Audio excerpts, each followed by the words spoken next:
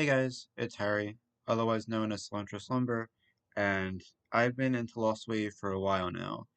Over the course of a year, I've gone from a passive spectator to a full-on researcher, and when I first started this journey, I would have never assumed that I would get as deep down this rabbit hole as I have been. But here we are. I've acquired one LOSTWAVE find on my digital trophy shelf, and I'm looking to get a few more in the near future. But in the meantime, I should probably tell you guys how I first got into this journey, what LOSTWAVE is, and how I found Waste My Time, otherwise known as the song Avail by the band The Burns. So to start off, I should probably explain what LOSTWAVE is really quick for those who may not be familiar. You might have seen a bunch of so many lost media icebergs where they talk about people who go online and have documentary evidence of certain movies or TV shows or commercials, or even if they just remember it. There's a lot of that, like Hiragata and the Evil Farming Game, where people just kind of go off memory and there's a truck. They go off of memory and try to get other people to find it, varying degrees of success. Well, with a lot of lost media cases like Hiragata, The Evil Farming Game, or London After Midnight, while those projects all have the identity or the existence of it known, we don't have the media itself. Whereas with Lost Wave, it's kind of the opposite. So we have the media in forms of a snippet or a full song, whether it's recorded off of a CD, a cassette, a TV show, a naughty film sometimes, wink wink, Carl 92.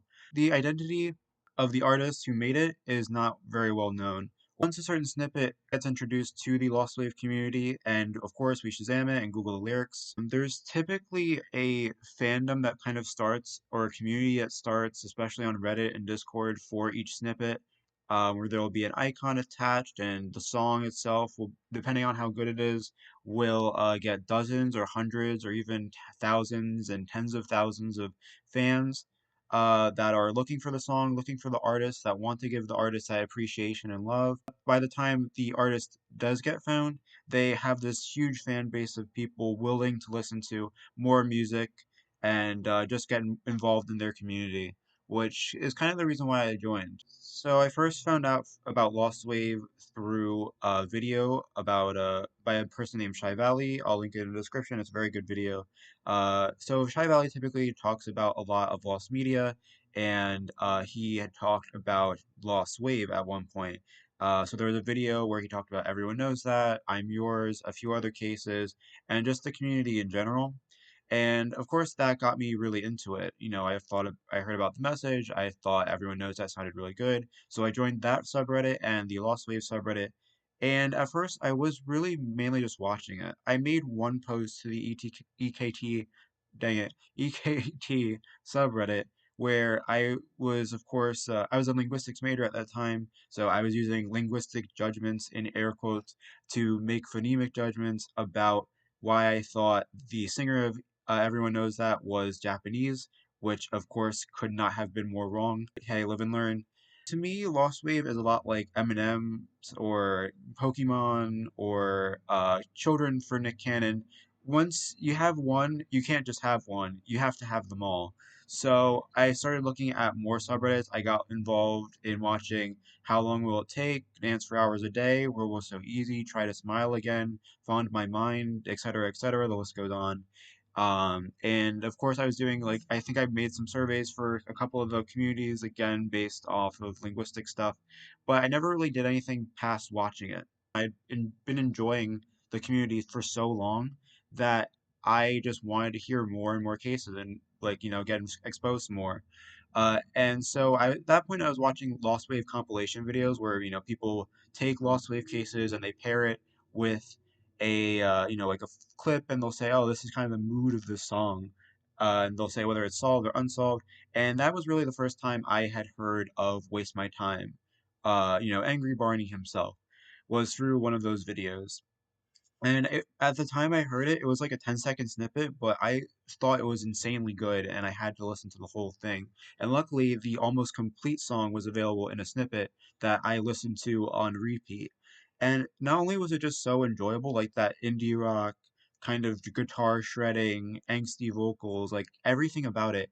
Other than that, I had kind of a nostalgic feeling about it. It brought me back to a time when I was in middle school and I would listen to a lot of similar bands like Tokyo Hotel, Gorillaz, The Ramones, Blur, Snow Patrol, Coldplay, you name it.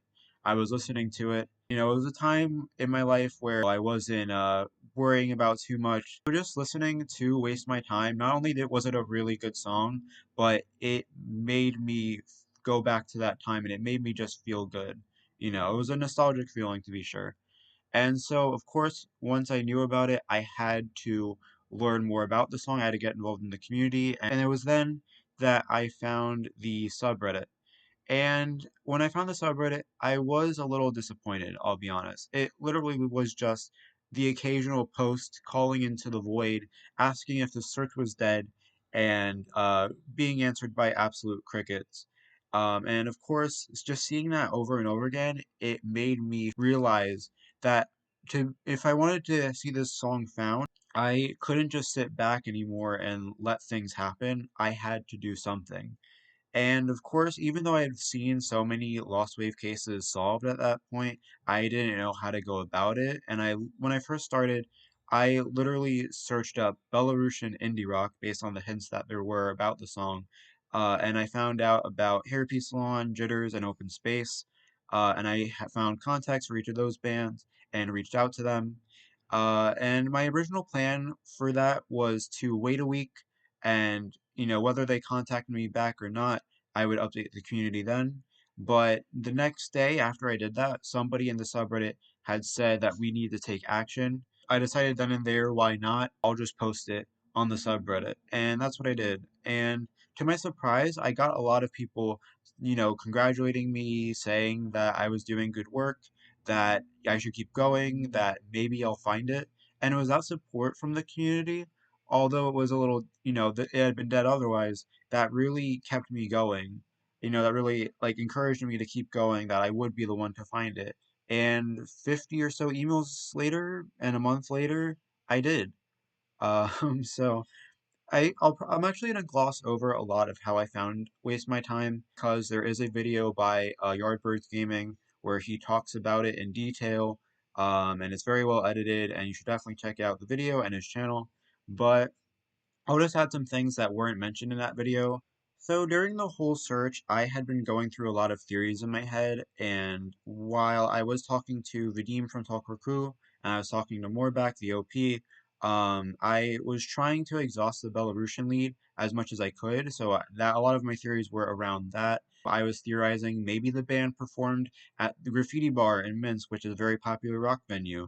Maybe they performed at the Bashaviska Festival, which was a festival held in Poland for Belarusian and Eastern European punk, rock, and metal bands in 2006 and 2010.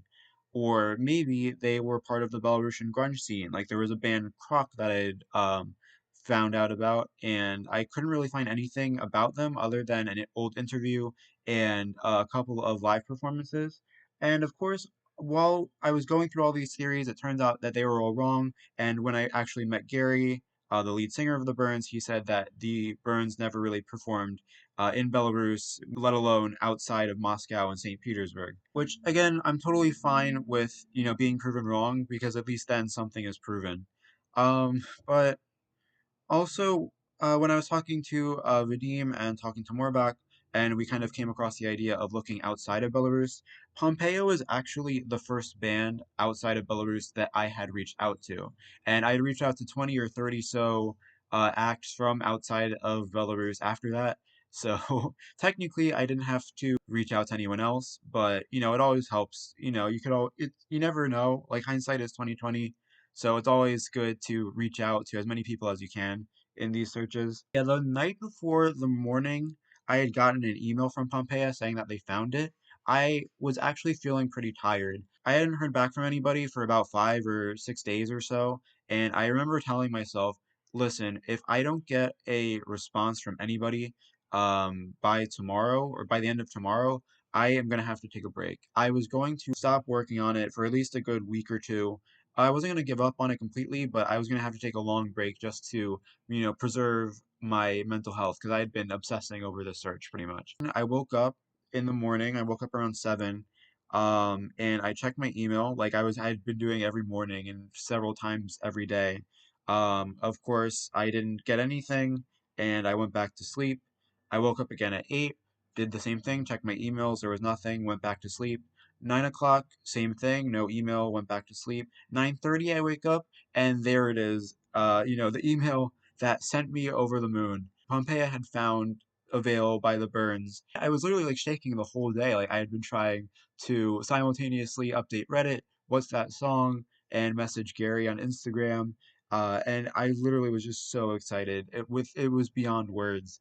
And that's the wonderful thing about this search. I was able to learn so much about the Belarusian and Russian indie rock scene, but also I was able to meet so many nice people. The people at Pompeia, Vadim, Morbek, assuming that is actually Morbek and not an imposter, and of course Gary from the Burns. All these incredibly nice, extremely talented people. Of course, when I had gotten in touch with Gary, it really made me so happy to hear that he was still making music and that he was still active, albeit as, a touring guitarist for Delphine. But, nevertheless, I was just so excited to hear that Gary had been still been making music, and I'm pretty sure Sid, the drummer, is still making music as well.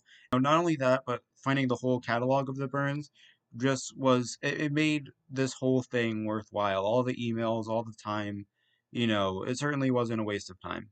So I will make a part 2 to this video talking about what I've been doing ever since I found Waste My Time. In the meantime, thank you all for watching, and I will see you in that next video.